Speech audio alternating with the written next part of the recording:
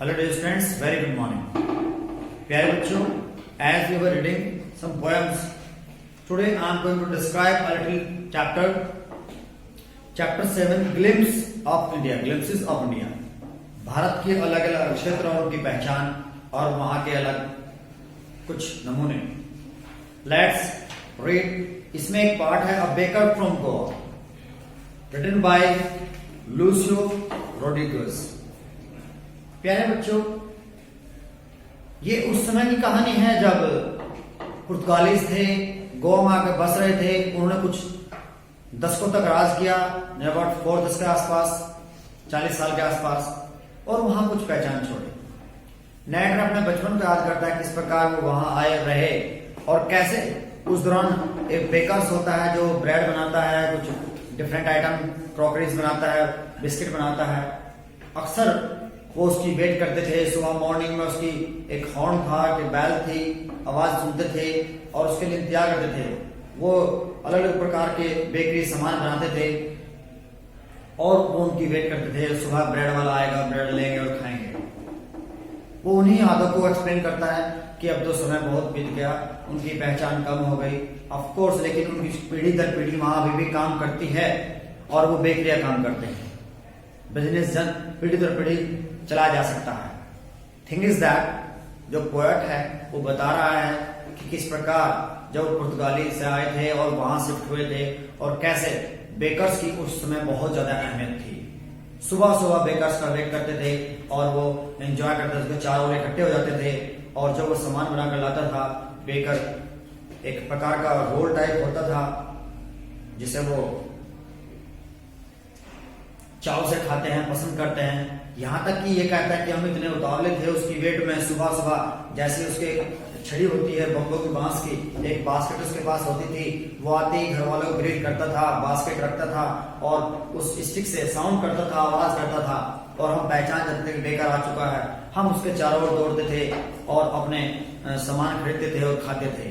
Thing is that वो इतने yummy थे, इतने अच्छे थे, हमें उनकी इतने इंतजार रहती थी कि बिना मुंह धोए ब्रश किए हम लोग कई बार उसे ऐसे ही खा लेते थे. मजाक में कहता है कि किसेरों का मुंह कहां किसने धोए हैं, ऐसे कहता है. अदरवाइज जस्ट वो बच्चे होते हैं, बच्चों को इस बात की फिक्र नहीं होती, वो दूरदर्शिता नहीं होती कि ब्रश करना जरूरी है नहीं है, बट दे डू दैट. और वो बचपन के उन लम्हों को याद करता है और कहता है कि अब तो उनकी इंपोर्टेंस कम हो गई है, लेकिन अभी भी वहां कुछ बेकर्स हैं और जो बेकरी का सामान बनाते हैं और उनकी भाषा और उनके रहन सहन अभी भी वहां कुछ अवशेष देखे जा सकते हैं. यद्यपि जब कोई एक दूसरे राज्य से आते हैं और राज्य करते हैं तो अपनी पहचान छोड़ जाते हैं.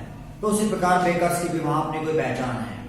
Let's read how they greeted, how they enjoyed these things.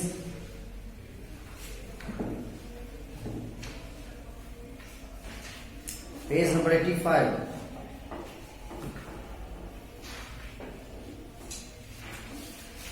Our elders are often heard reminiscing nostalgic about those good old Portuguese days. अक्सर हमारे जो बड़े हैं, अब जो बड़े बुजुर्ग हो चुके हैं फिलहाल, वे याद करते हैं उन दिनों को कि जब वो पुर्तगाल से आए थे और किस प्रकार गोवा में अपने कैसे रहते थे. उन दिनों को याद करते हैं. The Portuguese and their famous lollipops, loaves of breads. वो पुर्तगाली लोग और उन्हें जो भोजन में पसंद था bread, loaves of bread, bread के बने हुए बन वो पसंद थे. Those eaters of loaves might have vanished. अब उन ब्रेड से खाने वाले, बन से खाने वाले तो अब शायद नहीं रहे. But makers are still. लेकिन वो बेकर्स जो उन्हें बनाया करते थे वो अभी भी उनकी पीढ़ियां वहां हैं. We still have among us mixture, the modelers and those who bake loaves. अभी भी वहां हमारे बीच में कुछ लोग हैं उनमें से जो और भी नए नए सामान बनाते हैं. बेकरी अब तो बिस्किट टेक्नोलॉजी बढ़ चुकी है, बिस्किट का आइटम्स बढ़ चुके हैं, बेकरी के बहुत सारी वैरायटीज बढ़ चुकी हैं, लेकिन अभी भी कुछ लोग हैं जो लोव्स बनाते हैं.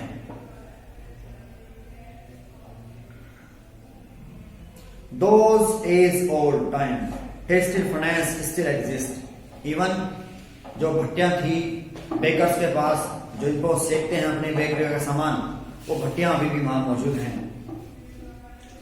Fire in the furnace has not yet been existence. जो भट्टियों में आग जला करती थी, पहले ज्यादा भट्टियां थी, ज्यादा काम था, अब कम है, कुछ इलेक्ट्रिक हीटर्स आ चुके हैं, बट अभी भी कुछ भट्टियां में आग अभी भी जलती है. Thus, the jingle of traditional baker's bamboo heralding his arrival in morning can still be heard in some places.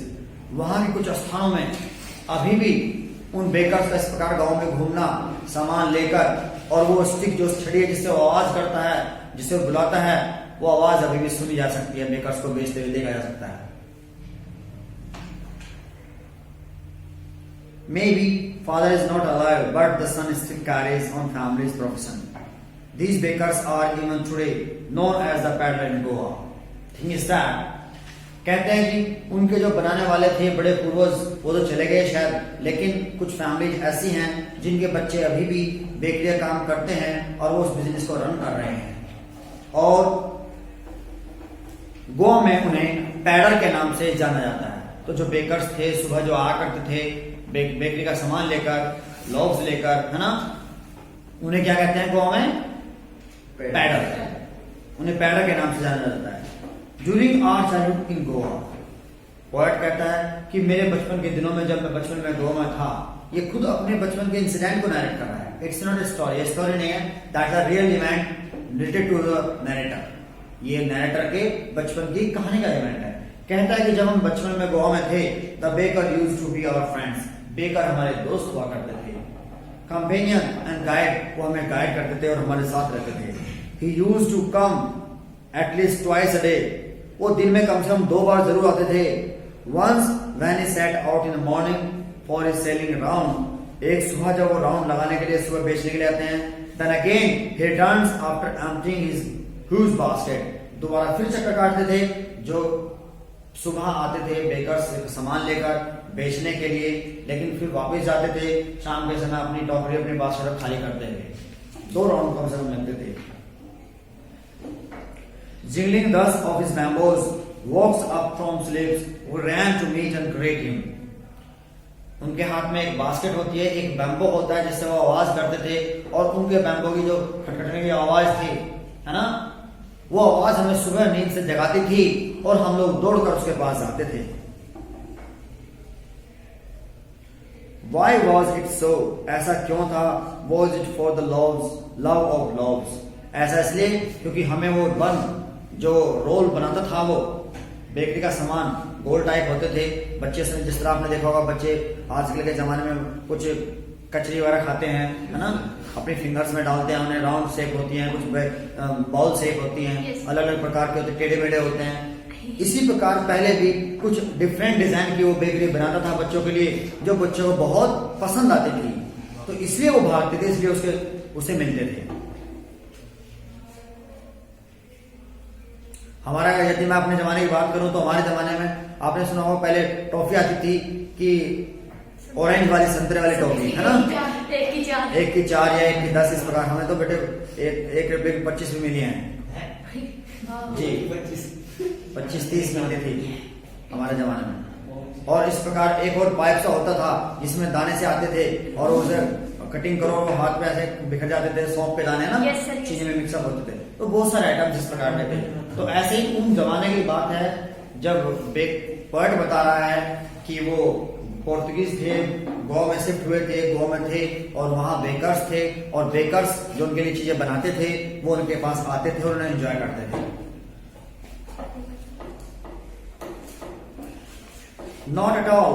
The laws were bought by some Paskin or Bestin, made servant of the houses. We are longed for were those bread bangers which choose carefully. Sometimes it was sweet bread of special made. Well, one more thing. मैं कहता है कि केवल हम बच्चे नहीं, कई बार कुछ उसके पास ऐसे ब्रेड भी होते थे, बड़े जो बड़े लोग भी खाते थे घर में, बड़े परिवार में, नौकर नौकरानी वे भी खाते थे. और वन मोर थिंग, जब कभी कोई त्योहार होता था तो कुछ स्पेशल बनाते थे, फेस्टिवल वगैरह में. जिस प्रकार हमारे फेस्टिवल में कुछ स्पेशल बनता है, कहीं सीर बनती है, कहीं गुजिया बनती है, है ना. तो उसी प्रकार वो त्योहारों पे कुछ स्पेशल बनाते थे फेस्टिवल्स पे, और हम उनको एंजॉय करते थे. The baker made his musical entry on the scene with the zang zang sound of his special made bamboo staff.